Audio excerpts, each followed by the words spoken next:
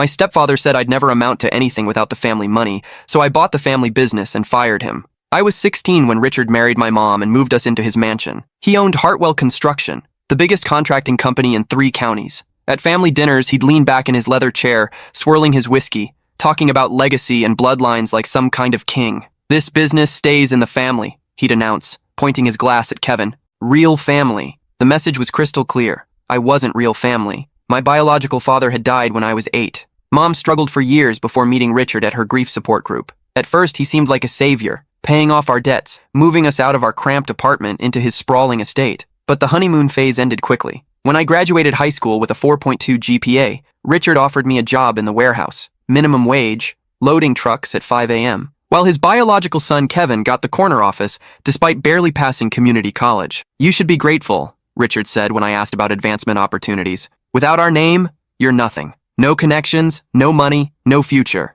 At least I'm giving you honest work." Kevin smirked from behind his desk, feet up, playing games on his computer. That night, I made a decision that would consume the next 12 years of my life. I enlisted in the Army Corps of Engineers the following Monday, spent 4 years learning construction from the ground up. While Kevin partied through college on daddy's dime, I was building bridges in Afghanistan, learning real leadership under pressure, used my GI Bill for civil engineering at State, graduated summa cum laude while working graveyard shifts at Morrison & Associates, Richard's biggest competitor. Richard laughed when he heard about my degree. "Playing in the dirt won't make you family, boy." By 25, I was running major projects for Morrison. By 30, I was partner, specializing in fixing the messes Hartwell Construction left behind. Every bid we won, every contract we stole, I thought of Richard's words. Last month, Richard had a massive heart attack during a board meeting. While he recovered, Kevin ran the company straight into the ground. 3 major lawsuits, 2 OSHA safety violations, and a sexual harassment claim that made the local news. Their biggest investor, Henderson Development,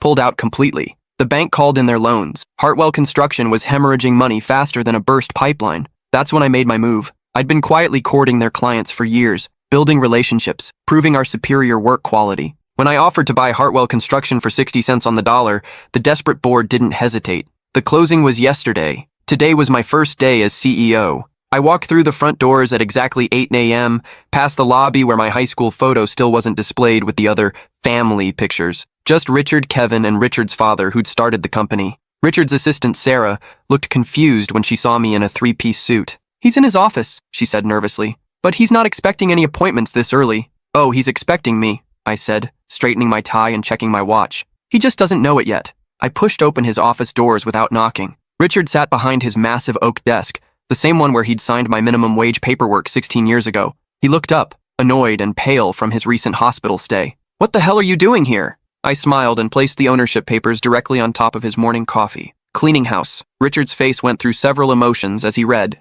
Confusion, disbelief, then slow-burning rage that made his neck veins bulge like ropes. "This is impossible," he muttered, flipping through pages with shaking hands. "The board would never sell to some nobody." "The board voted unanimously," I interrupted, settling into the chair across from him like I belonged there. Turns out they weren't thrilled about Kevin's sexual harassment lawsuit or the 3 OSHA violations that nearly shut down the Riverside project. Funny how liability insurance premiums skyrocket when you ignore safety protocols. His face turned the color of raw beef. "You manipulative little shit. You orchestrated this whole thing." "For 16 years, I confirmed, crossing my legs casually. "Ever since you told me I'd never amount to anything without your precious family name." Richard stood up so fast his chair rolled backward and slammed against the window. "This company has been in my family for 3 generations. My grandfather started it with his bare hands during the Depression. You can't just waltz in here and... Actually, I can. I did. And now I need to discuss your severance package." The word severance hit him like a physical blow. His mouth opened and closed like a fish gasping for air.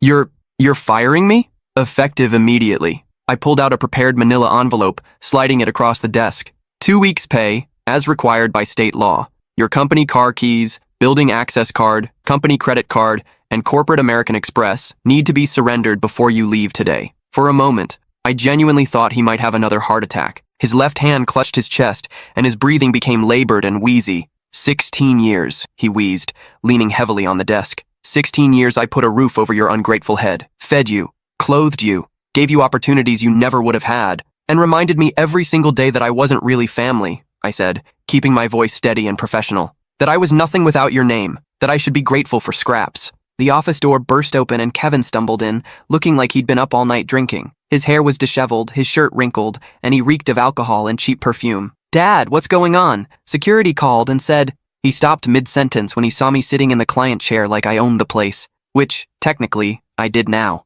"What's he doing here?" Kevin demanded, pointing at me with a shaky finger. "Explaining your severance package," I said pleasantly, pulling out a second envelope. 2 weeks' pay, same as your father. Company property needs to be returned by 5 p.m. today. Kevin's bloodshot eyes darted between me and Richard. "Severance? What the hell is he talking about?" "Show him the papers," I told Richard. Kevin snatched the ownership documents, his lips moving as he struggled to read the legal language. I watched comprehension dawn on his face like a slow-motion train wreck. "This can't be legal," he said, his voice cracking. "You can't just steal our company." "I didn't steal anything. I purchased it through proper legal channels after your mismanagement drove it to the brink of bankruptcy." "Mismanagement?" Kevin's voice shot up an octave. "I've been working here for 3 years," I cut him off. "During which time you've been sued twice for sexual harassment, cited for safety violations that cost the company $180,000 in fines, and lost 3 major contracts due to missed deadlines and substandard work." "Those lawsuits were bullshit," Kevin snarled, stepping closer to my chair. "That secretary was asking for it, wearing those tight skirts, bending over my desk." "Stop talking," Richard said quickly, shooting his son a warning look. "Kevin, just stop talking right now." But Kevin was on a roll, alcohol loosening his tongue. "You think you're so smart stealing our company, but you'll run it into the ground within a year. You're not real family. You never were. You're just some loser my dad felt sorry for." The words hung in the air like smoke. Even Richard looked uncomfortable now. "You're absolutely right," I said calmly, standing up and straightening my jacket. "I'm not real family. Real family covers for each other's crimes. Real family looks the other way when employees get sexually assaulted. Real family values bloodlines over competence." I walked closer to Kevin, close enough to smell the stale alcohol on his breath. "But I am real competition, and I've been beating you at that for years." The office door opened again, and 2 professional security guards entered. Not Richard's usual rent-a-cops, but real professionals I'd hired that morning. "Gentlemen," I said to the guards, "please escort these 2 off the property. They're no longer employed here and need to collect their personal belongings under supervision." Kevin started to argue, but one of the guards, a former Marine who looked like he could bench press a truck, stepped forward with his hands clasped behind his back. "Sir, we can do this the easy way or the hard way. Your choice." Richard put a restraining hand on Kevin's arm. "Let's go, son. We're done here." As they reached the door, Richard turned back one last time. His face had aged 10 years in the past hour. "This isn't over," he said quietly. "Yes, it is," I replied, settling into his chair. My chair now. "It's been over for years. You just didn't know it yet." After they left, I called Sarah into the office. "Sarah, I need you to schedule an all-hands meeting for 10 a.m. in the main conference room. Everyone, office staff, foremen, project managers, even the crew leads if they can get here from job sites." She nodded eagerly. In 20 years of working for Richard, she'd never been asked for input or treated with basic respect. Should I order coffee and donuts?" she asked hesitantly. "Absolutely. This is going to be a long meeting, and we have a lot to discuss." By 10 a.m., the conference room was packed. Some people stood along the walls because we'd run out of chairs. Foremen still covered in concrete dust sat next to office administrators in pressed shirts. I'd never seen the entire company in one room before. "Some of you have been here longer than I've been alive," I began, looking around the room at faces both familiar and new. "You've built this company with your sweat, skill, and dedication. Under new management, that work will finally be valued and rewarded properly." A murmur rippled through the crowd. "First, let's address the elephant in the room. Yes, I've purchased Hartwell Construction. Yes, Richard and Kevin are no longer with the company. And yes, this means significant changes are coming." Mike Rodriguez, the crane operator Richard had threatened to fire for questioning unsafe practices, raised his hand. "What about the projects Kevin screwed up? The Henderson job is a complete nightmare. We're 3 weeks behind schedule and the foundation work has to be completely redone." "I've reviewed all active projects," I said, pulling up a presentation on the wall-mounted screen. "Henderson will be completed correctly, even if it takes longer and costs more initially. Our reputation depends on delivering quality work, not cutting corners to boost short-term profits." I clicked to the next slide, showing a detailed breakdown of every active project, their current status, and proposed remedies. The Riverside project will undergo complete environmental remediation. Yes, it'll cost us $200,000, but it's better than the federal investigation we were heading for. Tom Wilson, a foreman who'd been with the company for 15 years, spoke up. "What about the rest of us? Are there going to be layoffs?" "No layoffs for performance-related reasons. In fact, I'm implementing immediate changes that will benefit everyone in this room." I clicked to the next slide. New company policies and benefits. Effective immediately. Profit sharing for all employees after 6 months of employment. safety bonuses for accident-free projects, educational reimbursement for anyone wanting to improve their skills, promotion based on merit and performance, not family connections. The room buzzed with excitement. These were benefits they'd never dreamed of under Richard's leadership. Additionally, we're implementing a zero-tolerance policy for sexual harassment, discrimination, and workplace bullying. Everyone will undergo professional training, including management, especially management. I looked directly at several of the older foremen who'd been part of the boys' club culture. We're also establishing an anonymous reporting system for safety violations and workplace issues. No one should ever fear retaliation for raising legitimate concerns. Sarah raised her hand. What about administrative changes? Personnel? You keep your job, Sarah. In fact, you're getting a significant raise and a new title, Executive Assistant to the CEO. Your institutional knowledge is invaluable. The relief on her face was visible from across the room. I know change can be scary, I continued, but I've spent 12 years preparing for this moment. I've seen how successful companies operate, how they treat their employees, and how they build lasting relationships with clients. Danny Martinez, one of the younger workers, called out, "What about the sexual harassment stuff? Are you going to clean house there too? Anyone with substantiated complaints in their personnel file will undergo mandatory retraining. Anyone with multiple violations will be terminated. We're building a workplace where everyone can do their job without fear or harassment." The meeting lasted 2 hours. People asked questions about everything from vacation policies to equipment upgrades. For the first time in company history, employees felt heard. As the crowd dispersed, Mike Rodriguez approached me. "I just wanted to say thank you. Richard would have fired me last month for complaining about the unsafe scaffold on the Henderson project. 3 guys could have been seriously hurt." "That's exactly why those reports are important," I said. "Safety isn't negotiable." Over the next weeks, word spread through the construction industry like wildfire. Hartwell Construction had new leadership, new standards, and new integrity. 3 major developers who'd stopped using Richard's company called within the first month. Henderson Development, ironically the investor who'd pulled out, wanted to discuss a new project. "We heard about the changes," their project manager explained during our meeting. "The commitment to quality and safety. That's the kind of partner we want." The local newspaper ran a front-page story. Family business gets fresh start under new leadership. They interviewed employees who praised the improved workplace culture and transparent management style. "It's like working for a completely different company," Sarah told the reporter. "We actually have a voice now." The article included a photo of me standing in front of the company headquarters with a group of employees. Everyone was smiling, something that had been rare under Richard's reign. But not everyone was happy with the changes. Richard tried to start his own competing construction firm, calling it Heritage Construction and marketing himself as an experienced industry veteran. But no bank would finance him. The OSHA violations, EPA investigation, and sexual harassment lawsuits had made him toxic to lenders. He also tried to recruit former Hartwell employees, promising them higher wages and a real family atmosphere. Only 2 people left, both friends of Kevin's who'd been part of the workplace harassment problem. Kevin bounced between jobs for months, unable to explain the gap in his resume without admitting he'd been fired from his own family's company. Finally, he took a position as an assistant project manager at a small firm in Florida, far from anyone who knew his history. Mom called me 3 weeks after the takeover. "Richard says you humiliated him in front of the entire company, that you planned this revenge for years." "I planned to succeed for years," I corrected. "Richard's humiliation was his own doing. He's your stepfather. He raised you, gave you opportunities. He housed me, and made sure I knew I wasn't really family every single day for 16 years, I said. "There's a difference between raising someone and tolerating their presence." Mom was quiet for a long moment. I could hear Richard in the background, probably coaching her on what to say. "He's talking about contesting the sale, says you manipulated the board, used inside information. The board made a business decision based on financial performance and legal liability. If Richard wants to contest it in court, that's his choice. But he should know I've documented every safety violation, every harassment complaint, every corner he cut to boost profits. This is tearing our family apart." That stung more than I expected. Despite everything, Mom had always been caught in the middle, trying to keep peace between Richard and me. "No, Mom.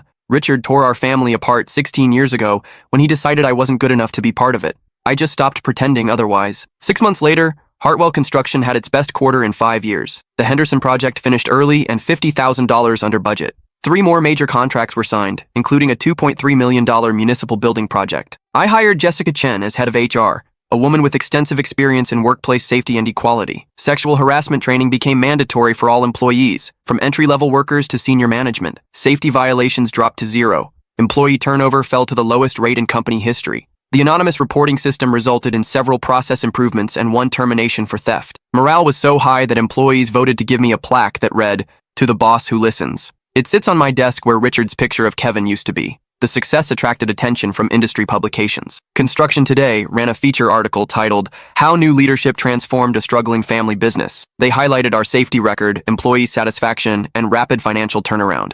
The reporter asked about my background and the transition from the previous management. "Change is never easy," I said diplomatically, "but sometimes it's necessary for growth and improvement." Richard was quoted in the same article, though his comments were relegated to a small sidebar. "I built that company from nothing," he said. "Some people don't appreciate family loyalty or tradition." The contrast was stark. My interview focused on employees, safety, and future growth. His was bitter complaints about the past. A year after the takeover, I received an unexpected visitor. Maria Santos, a recent civil engineering graduate, sat in my office with her resume and a determined expression. "I heard you judge people by their work, not their connections," she said. "Every other company I've applied to wants to know who my father is or whether I'm planning to get married and have kids." I hired her as a project engineer. On her first day, I took her to the Riverside project, the one we'd remediated properly despite the cost. "This is what we do here," I told her, as we stood in the construction trailer, looking at blueprints spread across the table. "We build things that last. We do it safely. We do it right."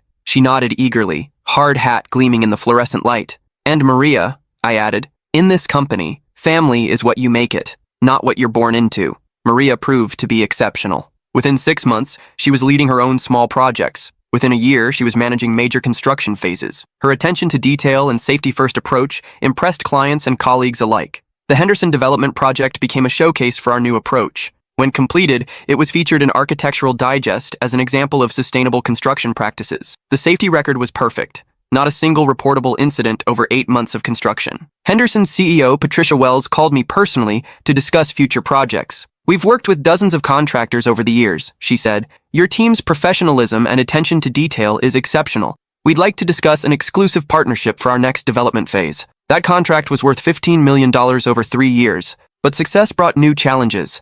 Our rapid growth required hiring additional staff and expanding our equipment fleet. I needed experienced project managers who could maintain our standards while handling larger, more complex projects. That's when I made a decision that surprised everyone, including myself. I reached out to some of Richard's former competitors, contractors who'd lost business to Hartwell's corner-cutting practices over the years. Several experienced professionals were eager to join a company with our reputation for integrity. James Patterson, a project manager who'd been blacklisted by Richard for refusing to falsify inspection reports, became our director of quality control. "I never thought I'd work for Hartwell Construction," he admitted during his interview. "But what you've built here isn't the same company." Within 2 years, we'd grown from 85 employees to 150. The company culture remained strong because we hired people who shared our values, not just our need for workers. Employee satisfaction surveys consistently rated us among the top construction companies in the region. Safety awards lined the conference room walls. Client retention was 95%. Richard's attempts to compete grew increasingly desperate. Heritage Construction bid unrealistically low on several projects, trying to undercut our prices. When they inevitably went over budget, clients came to us to finish the work properly. The irony wasn't lost on anyone in the industry. We were cleaning up Richard's messes again, just like the old days at Morrison & Associates. One autumn afternoon, Kevin showed up at our office unannounced. Security called me before letting him into the building. I found him in the lobby, looking older and worn down. His clothes were rumpled and he'd lost weight in an unhealthy way. "I need a job," he said without preamble. "Kevin, I know what you're thinking, but I've changed. The lawsuit in Florida, the drinking, I went to rehab. I've been sober for 4 months. I studied his face, looking for signs of the entitled, aggressive person he'd been. He seemed genuinely different, humbled even. What happened in Florida? Same thing that happened here. Sexual harassment complaint, fired for cause. But this time, I didn't have Daddy to protect me. I had to face what I'd become." He pulled out his phone, showing me pictures of a therapist's certificate and AA attendance records. "I'm not asking for special treatment. Start me in the warehouse, minimum wage.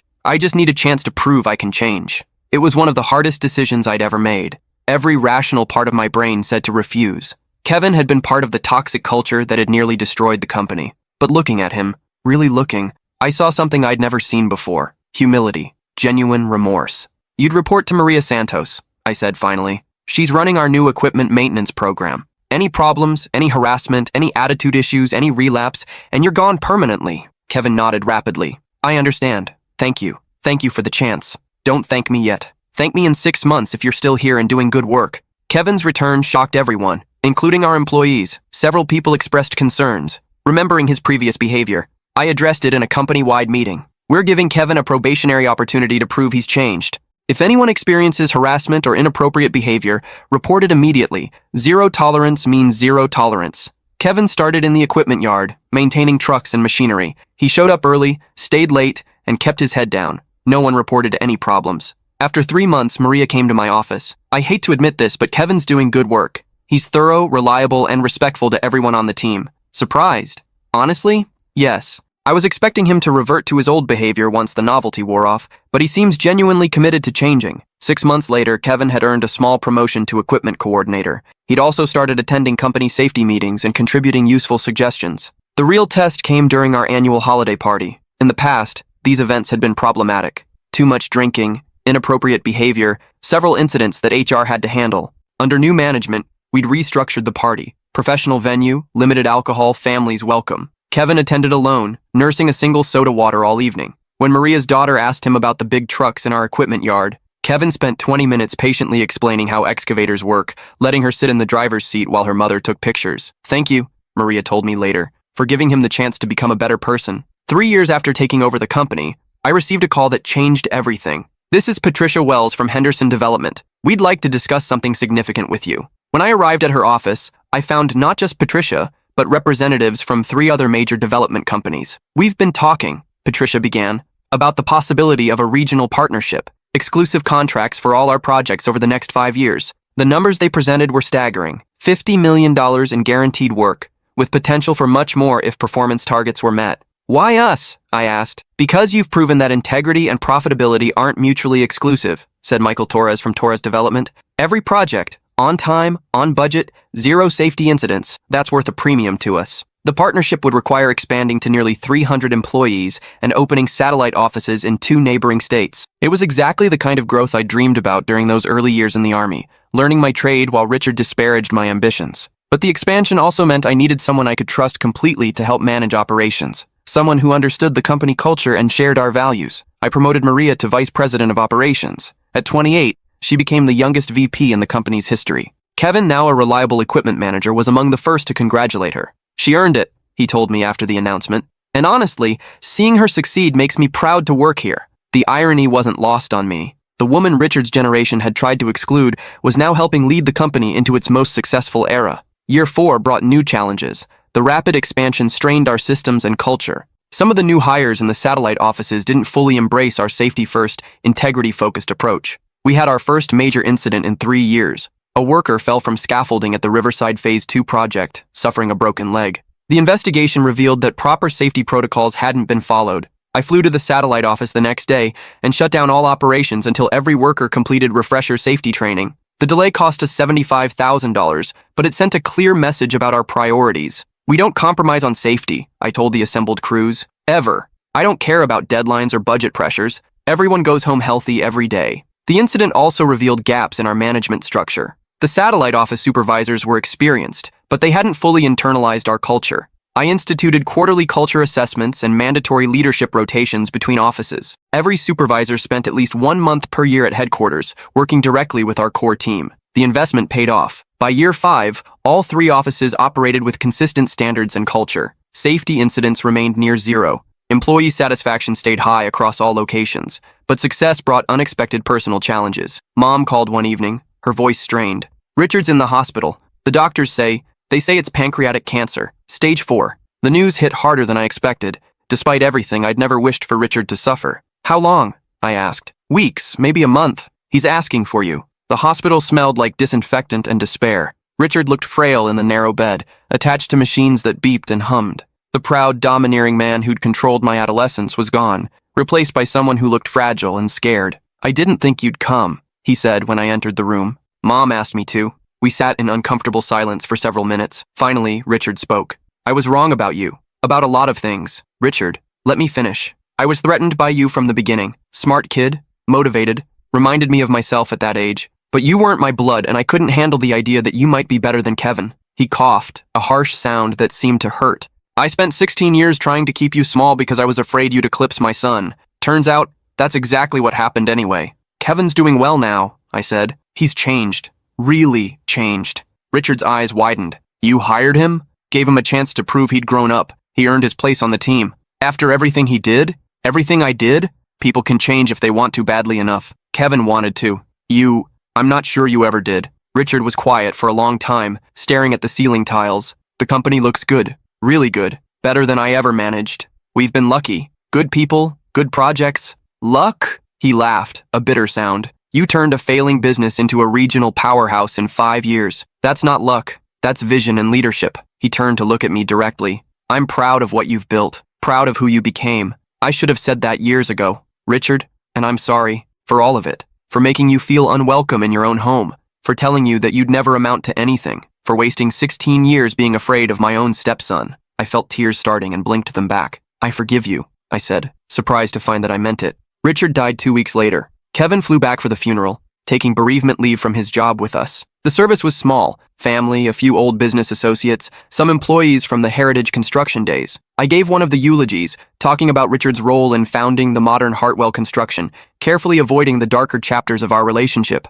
After the service, Kevin approached me. Thank you for what you said, and for everything. Giving me a job, a chance to prove I'd changed. I know it wasn't easy. Everyone deserves a second chance if they're willing to work for it. Dad was right, you know. You became everything he was afraid you'd become, everything he wished he could be. 6 months after Richard's death, Henderson Development offered us our biggest project yet, a $25 million mixed-use development that would anchor downtown revitalization efforts. The contract signing was held in the same conference room where Richard had first offered me that minimum wage warehouse job 16 years earlier. Standing at the head of the table, surrounded by employees who trusted me and clients who respected our work, I thought about the scared teenager who'd enlisted in the army rather than accept Richard's limitations. That kid could never have imagined this moment, leading a company of 300 people, partnered with the biggest developers in the region, financially secure beyond anything Richard had ever achieved. But more than the money or prestige, I was proud of the culture we'd built. A workplace where Maria could rise to VP based on talent, where Kevin could redeem himself through hard work,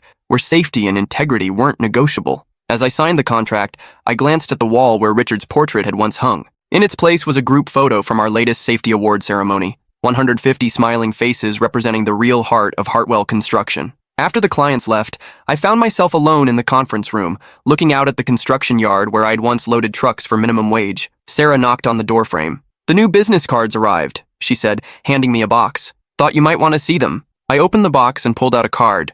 Michael Hartwell, Chief Executive Officer, Hartwell Construction, Building Excellence Together. For the first time, my last name was printed on a Hartwell Construction business card. Not because I'd married into the family or inherited the position, but because I'd earned it. That evening, I called Mom. The funeral was beautiful, she said. Richard would have been pleased. How are you doing? Really? Better than I expected. The house feels empty, but peaceful. For the first time in years, peaceful. What will you do now? I was thinking about traveling. Maybe visiting you at the office, seeing what you've built. I'd like that. Michael? Yeah? I'm proud of you. I should have said that years ago, but I'm saying it now. I'm proud of the man you became and the business you've built. After hanging up, I walked through the office one more time before heading home. The desks were empty, computers sleeping, but evidence of our success was everywhere. Project photos lined the walls. Safety awards filled display cases. Employee recognition certificates covered an entire bulletin board. In my office, I sat at the desk that had once been Richard's throne of power. The ownership papers that had started this journey were framed on the wall, not as a trophy, but as a reminder of how far we'd all come. Tomorrow would bring new challenges, new projects, new opportunities to prove that success built on integrity and respect was more lasting than anything achieved through fear and favoritism. But tonight, I allowed myself a moment of satisfaction. Richard had been wrong about everything that mattered. I'd amounted to something without the family money. I'd built something better than he ever imagined. And I'd done it by becoming exactly the kind of leader I'd wished for when I was 16 and loading trucks at 5 a.m., dreaming of something better. The company that had once been Richard's legacy was now something entirely different, a place where talent was rewarded, safety was paramount, and family was defined by commitment and respect rather than bloodlines. Richard said I'd never amount to anything without the family money. He was wrong. I'd amounted to everything because I'd learned to build my own family, my own legacy, and my own definition of success. And that, more than any dollar amount or business achievement, was worth everything I'd sacrificed to get here.